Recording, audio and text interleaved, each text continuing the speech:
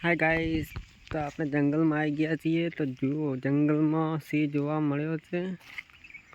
તો અહીંયા અંદર છે, જવા જેવું નથી. ચલો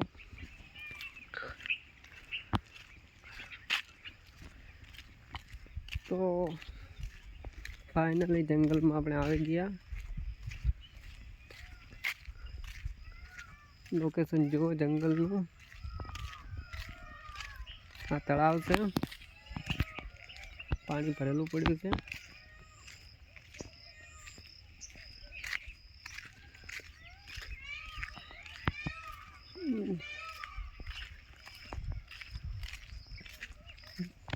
દશામાના વ્રત ચાલુ થઈ ગયા છે આજે. તળાવ જુઓ, પાણી ભરેલું પડ્યું છે. વરસાદ બહુ પડ્યો છે.